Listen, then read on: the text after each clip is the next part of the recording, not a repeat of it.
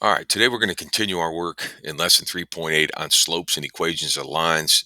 Today's focus is going to be on lines that are parallel and perpendicular and how those slopes are related and how we can write equations given that kind of information. Okay, so let's start out by looking at the criteria of slope that are parallel and slopes that are perpendicular. All right, parallel lines are defined as two distinct, or excuse me, we say it this way: two distinct non-vertical lines have the same slope if and only if they are parallel. So remember, if and only if is biconditional. All right, and that's a type of statement that we have that we said that we would see a lot used in definitions. Basically, what this means is parallel lines have the same slope. If lines are parallel, they have the same slope. If lines have the same slope, they're parallel. Okay, perpendicular lines says that two non-vertical lines are perpendicular if and only if the product of their slopes is -1.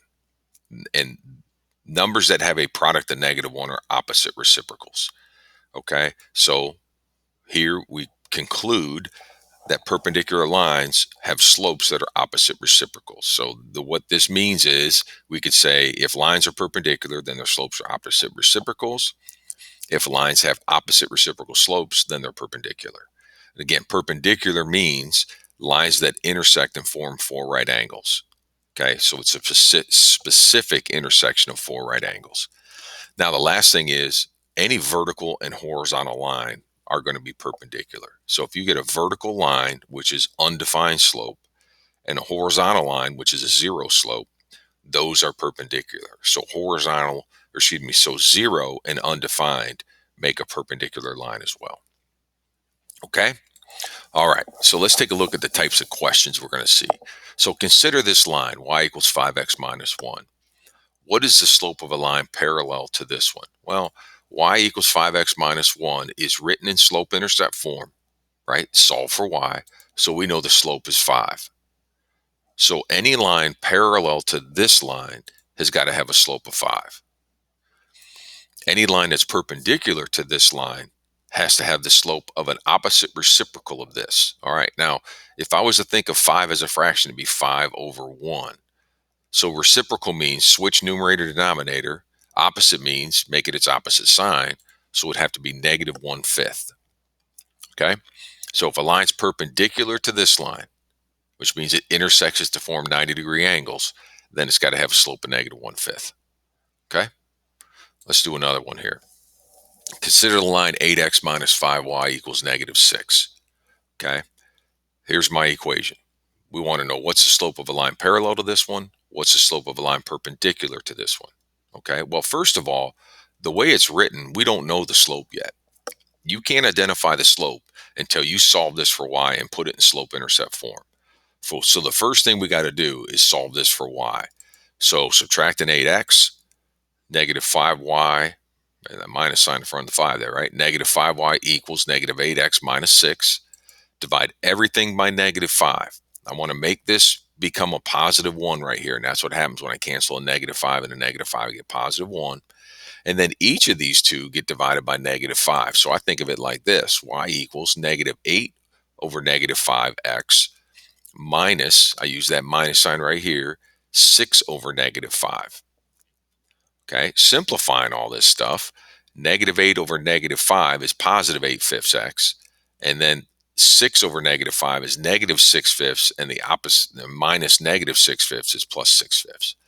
So really what we were after here, now that we have it written in the correct form, is now we know the slope is 8/5. Okay, so if the slope is 8/5, any line parallel to this line has a slope of 8/5. Any line that's going to be perpendicular to this line has to have a slope of -5/8, opposite reciprocal. Okay, the key here is you got to know that this has to be solved for y to identify the slope. And then once we identify the slope, use it appropriately over here. All right.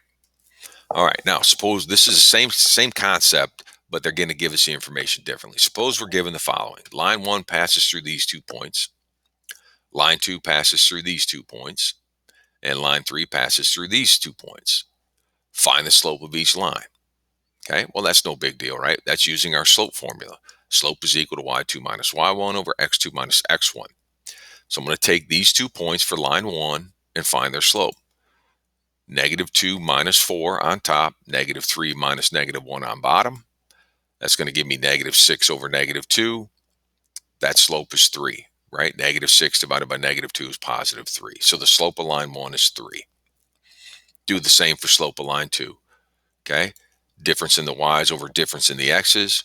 1 minus -2, 0 minus -1, plus positive, that gives me 3, plus positive, that gives me 3. 3 over 1 is 3. Slope of line 3. Okay? Same concept, right? -6 minus -3 on top, 3 minus -6 on the bottom, plus positive gives me a -3, plus positive gives me a +9. Negative over positive is a negative answer. That reduces to -1/3. Always want to reduce these slopes. Okay? Follow-up question. For each pair of lines, determine whether they're parallel, perpendicular, or neither. So compare line 1 and line 2. Line 1 has a slope of 3. Line 2 has a slope of 3. Same slope means they are parallel. Compare 1 and 3. Line 1 has a slope of 3. Line 3 has a slope of -1/3. These are opposite reciprocals. If I multiply them together, I get an answer of -1. That means those are perpendicular. 2 and 3. Slope of 3, slope of -1/3. Those two are opposite reciprocals. They're perpendicular. Okay? Using our slope concept, understanding what parallel and perpendicular slopes look like. All right? Now, this is really the same style of question, but they give it to us differently. So now they're giving us equations for lines, right, and asking us to identify slopes. So line 1 is described as 3y equals -5x plus 4. Now, the first thing I got to do is solve this for y. It's solved for 3y. We don't want 3. We want y. So we're going to divide each side by 3, okay, to make this become a 1 here. So that's going to be -5x over 3 plus 4 over 3. It's -5/3 x. Now, when there's an x in the numerator, you can write it, as a fraction times x, because those two are equal. -5/3 x plus 4/3. Okay, so the slope of line 1 is -5/3. Okay, line 2 is given to us as 6x minus 10y equals -4. To find the slope of line 2, we got to solve it for y. So we'll subtract 6x. We'll divide everything by -10 because I want to make this become a +1. We'll get y equals -6x over -10 minus 4 over -10. Okay. -6 over -10 reduces to +3/5 x. It was minus 4 over -10. That reduces to -2/5 minus -2/5 is +2/5. So we got it in slope intercept form. So now we know line 2 has a slope of 3/5. Now line 3 is a typo. There should be an X right here, okay? So line 3 is written in slope intercept form. It should say y equals -5/3 x minus 7, okay? So this is in slope intercept form, and the slope is right here. It's -5/3. All right, so now I know the slopes of all 3 lines. The question is, are they line 1 and line 2? How are they related, if they are? So line 1 has a slope of -5/3. Line 2 is 3/5. Those are opposite reciprocals. Those are perpendicular.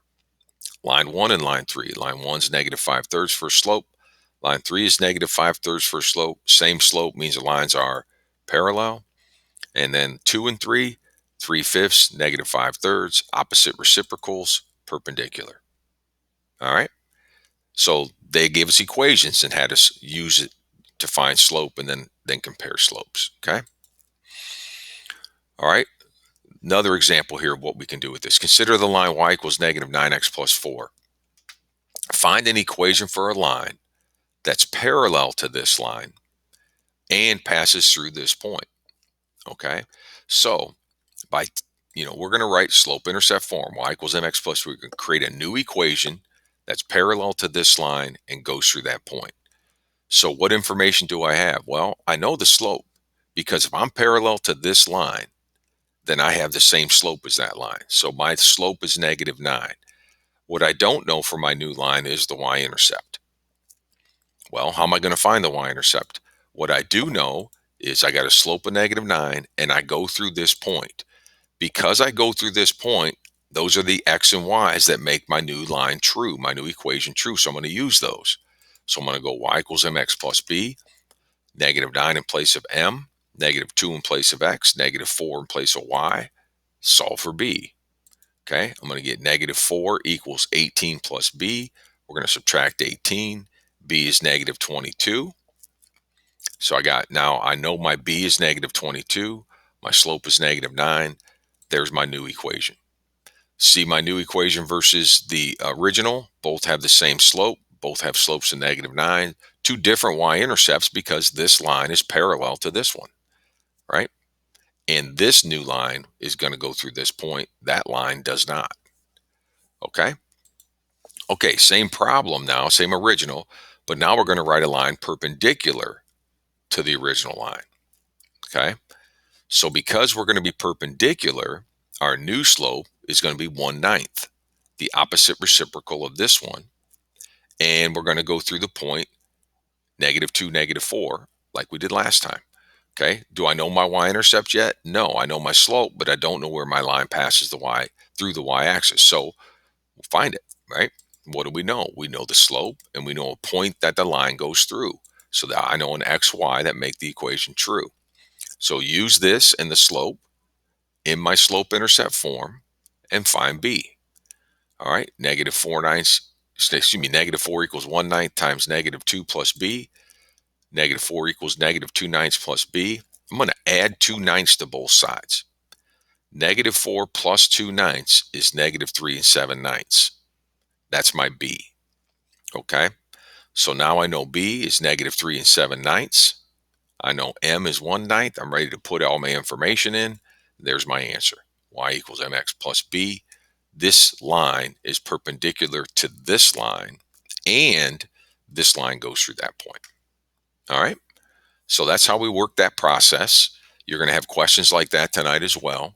So, hopefully you wrote down some notes, understand parallel perpendicular slopes is the key, and then continuing to be able to write equations correctly. All right. I'll let you have at it.